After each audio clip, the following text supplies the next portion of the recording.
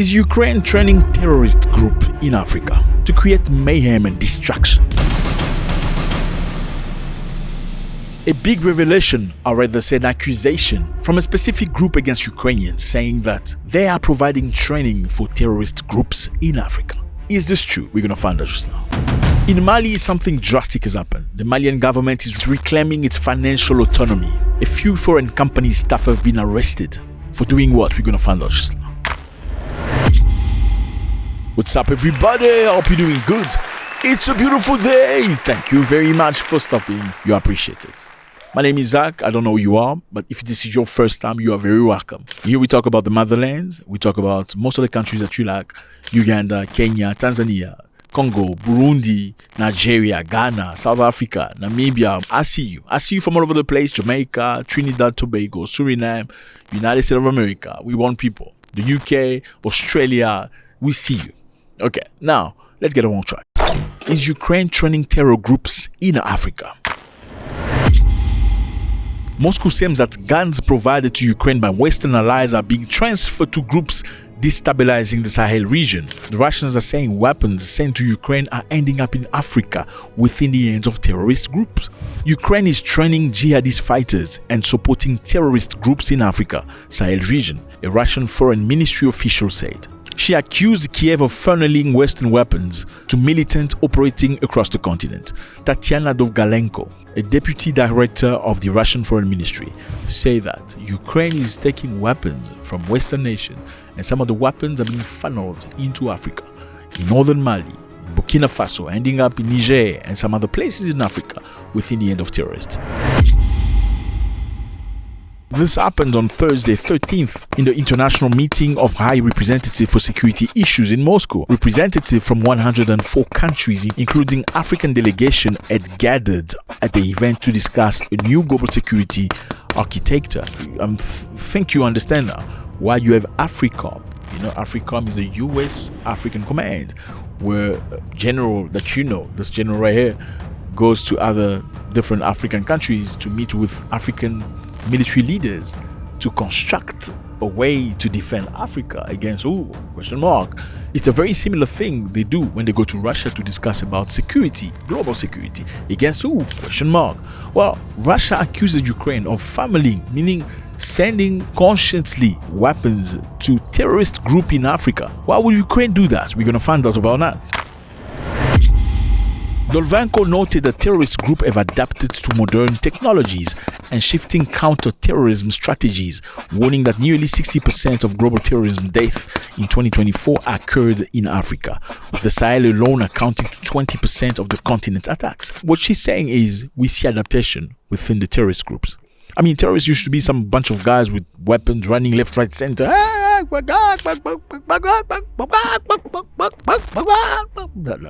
don't do that. Okay, what they do now is they don't run around with small guns. They have drones. So they have intelligence services, making sure they know where you are. They have maps. They can locate you. They can target you. They sometimes have satellite imagery. So what they're saying here is what? You can see that the strategy and the techniques of the terrorist group are not that of a bunch of guys that have come together with weapons and let's go overthrow a government. It looks like a regular army. How did they become like a regular army? Because obviously, as per the Russian, they are getting weapons and training and the necessities from the Ukrainians. Now, why should we take this seriously? We should take this seriously because something very similar has happened in the past. Well, we know that a while back, a Ukrainian representative claimed that they supported the terrorist group in Mali in order to destroy Wagner in Mali. Okay, so why was Wagner in Mali? Wagner or Russians were in Mali because Mali has a contract or an agreement with Russia. Ukraine, because they're at war with Russia, have sent soldiers to Mali and weapons to train Mali's terrorists. Now, the terrorists unalive some Wagner, but in the same token, they unalive many Malian soldiers. Now, Ukraine has an issue with Russia, not with Mali. Ukraine supports a terrorist group in Mali. Well, will the Malians be happy? They wouldn't be happy. Like, I don't have beefs with you. I don't have an issue with you. Why do you get involved here? I understand your enemy Russia is here, but why do you unalive him and my people at the same token? You shouldn't do that. If you want to unalive him by himself. Don't take out my people. We haven't done anything to you. We have not occupied any lands that you say belong to you. It makes no sense. After that happened, African countries that were loyal to Mali all were angry at Ukraine. Moscow and the alliance of Sahel, we're talking here Burkina Faso, Mali and Niger, have jointly denounced Kiev criminal alliance with extremist groups. Russian Foreign Ministry Sergei Lavrov accused Ukraine of openly abating terrorists in the region. So these three countries were all of a sudden angry at Ukraine and they decided to cut ties. Mali cut diplomatic ties with Ukraine in August. Niger followed suit shortly afterward, with Burkina Faso later confirming its relation with Kiev were ineffectively frozen. Ukraine has denied all the allegations. So again, let me put it this way for you. We're talking about brotherhood. Okay? This is brotherhood.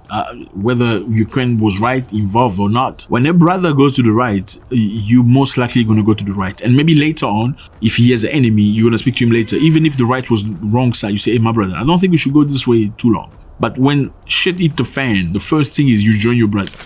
And most African countries did not react to the reaction of Ukraine in Mali. I mean, if a foreign nation, a foreign European country come to your continent and unalive his enemy, but unalive his enemy who are Russians, he unalive Malians as well, many of them.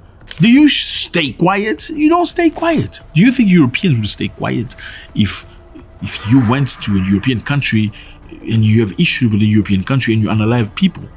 You think Europe will stay quiet? They will not stay quiet. They will all come together against you. Well, most African countries didn't. They didn't even lift a finger. It's only Burkina Faso and Niger that say, you know what you've done is wrong.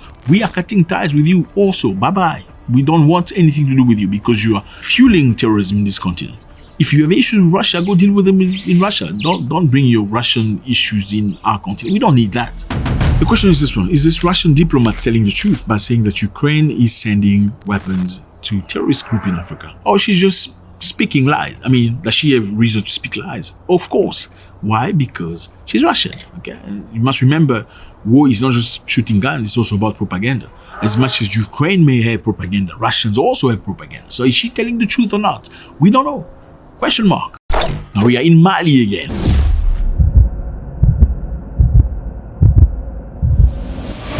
Okay, in Mali, fellas, something very interesting is happening. The Canadian company Barrick Mining has appealed to the World Bank's arbitration tribunal to settle a legal dispute with Mali. The miner currently risks losing control of its gold operation in the West African country. So again, fellas, okay, is this a good thing? Pick up my coffee or not? Okay, so I think you understand what the situation is here. Now, this Canadian company mines gold in Mali. And now they have gone to World Bank Arbitration Tribunal to force Mali not to take over their company, the mining company in Mali. Now, why would this be? This is happening because Mali accuses them of not paying tax. I mean, imagine a company that's been operating for 40 years in your country. They take gold. By the way, Mali is one of the biggest gold producers in Africa. So this company's been in your country for 40 years taking gold, but they don't pay tax. At least very little tax. You know how it happens in Africa. In most African countries, if you're a big company with a lot of money, you want to do mining, all you got to do is to see some of the, president and his friends, give them a few $100 million and that's it. They won't bother you anymore. You can mine and yeah.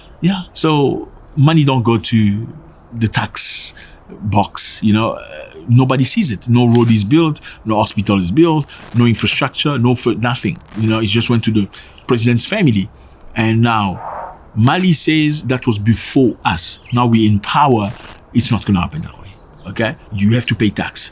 If you don't pay tax, we're taking over. Once a few of them went to jail, you know what happened? They paid Malian government $200 million for just being in jail. So Mali said $200 million is not enough. You need to pay all the money that you owe us. We need to operate. And also, how come we have a company here that functions and you guys have like 80%? Right to the company equity while we only have 20%. We, the country, we own the stuff. We need to fix this. So Mali is reclaiming slowly but surely the landscape that they lost financially to their people. What are they going to do with the money? They're going to build hospitals, they're going to build roads, they're going to make sure students have homes and stuff like that. They're going to make sure people have insurance. This is the goal they're looking for. Now, whilst these companies come and find corrupt government official, what happens is they only nourish the government. Just make sure the government official is good. So on another sense, when a European comes to Africa with business, the first thing he does, he goes to see the governor, give him money or somebody at the high hand so nobody bothers him. Number two, he's going to find a general for his security. Give him some money so the general can protect him. And he becomes untouchable in the country. He can do whatever he likes. If you bother him, he just calls the general. You're gone. And like I said to you earlier, in most African countries, foreign nationals, especially with lighter skin, have more rights than Africans. So if a foreign national from another country has a difficulty, an issue with the local, the police will come and take the local to jail before they even ask a question. But that's not what happens in China.